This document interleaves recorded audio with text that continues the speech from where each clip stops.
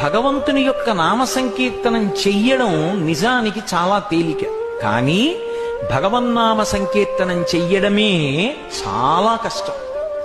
నేను ఈ మధ్య నాతో ఒక ఆయన అన్నాడు, మీరిప్పటికీ 400 గంటలు ప్రసంగాలు చేశారు అన్నాడు. నేను తర్వాత మా ఇంటికి వెళ్ళి స్నానం చేస్తూ చాలా చిన్నబుచ్చుకున్నాను. 400 గంటలంటే 24 గంటలైతే ఒక రోజు.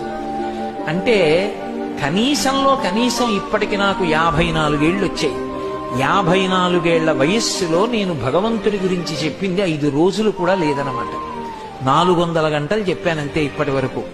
అంటే ఎంత కాలం వృధా అయిపోయి ఉంటుంది ఇప్పటికి.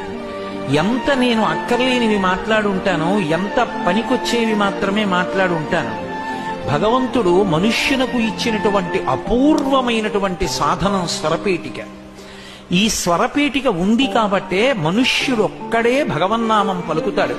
84 లక్షల జీవరాశుల్లో 83,99,999 జీవులు పలకవు, మాట రాదు. మాట లేదు కాబట్టి అవి తిరిగి భగవన్నామాన్ని పలకవు. కాని మనుష్యుడు భగవన్నామాన్ని పలకగలడు కాబట్టి తరించిపోతాడు.